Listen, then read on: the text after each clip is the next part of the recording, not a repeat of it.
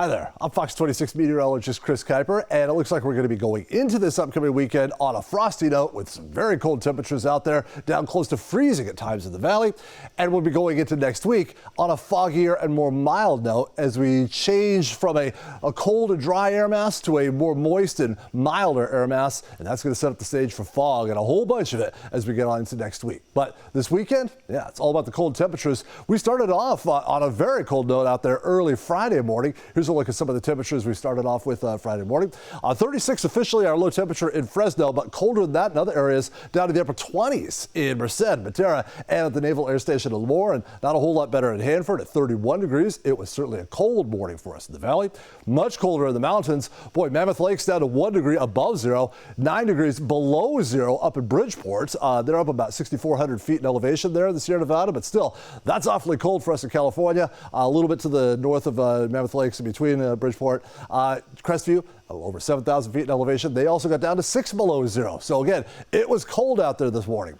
36 our low temperature in Fresno. That's the official low temperature taken at Fresno Yosemite International Airport. But it was colder in other places around town. Let's go examine some of those other places. First off, look at the center part of town here. And again, there's Fresno Yosemite right there. Fresno State also reported a 36-degree low temperature, as in Fresno City College. And these three locations are kind of right in the heart of town. They're surrounded by buildings. They're surrounded by development and concrete and asphalt and whatnot. You get towards the fringe areas on the edge of town. Up here way to the north, up towards Copper Hills there, 31, the overnight low temperature there. 33 at Sierra Sky Park.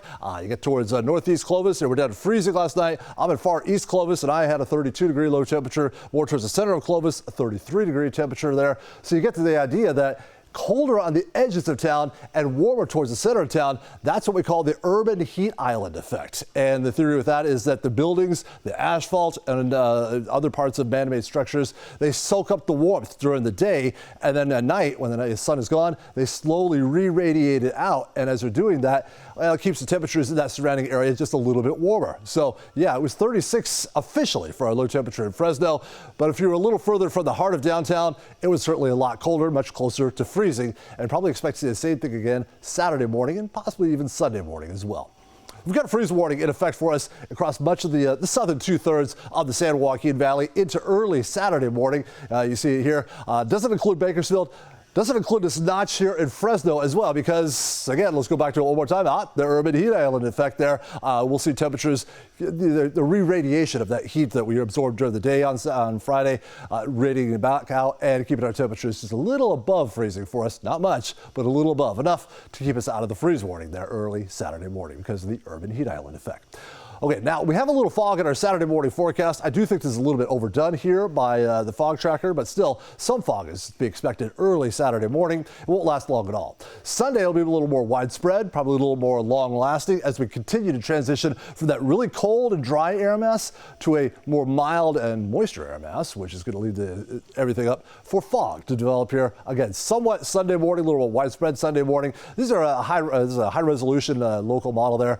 Now let's get into a more long ranging model here. This is the European model here, and this is showing here at 9 o'clock Monday morning. There you see that signature of fog in the valley. We get into Tuesday morning, and there it is yet again. No clouds in the mountains, no clouds at the coastline, but clouds in the valley. That is the signature of that Thule fog setting up yet again for us. By Wednesday, really starting to fill up the valley very nicely. High pressure overhead is going to be strong. It's going to be pushing all the moisture down to the surface, not allowing it to mix out at all. And so our air quality might take a little bit of a hit, and we'll see a lot of fog developing in the valley through most of next week. Thursday, you betcha, more fog. Friday, we'll see some higher clouds overhead, but you can still see the signature of fog in the valley below those high clouds, so no escaping it. I don't think we'll see a whole lot of sun in our forecast for next week. We should see some sunshine over the weekend, though, so even though it's going to be cold out there in the morning, soak up that weekend sunshine, because as we get into next week, all fog all week long, it's looking like.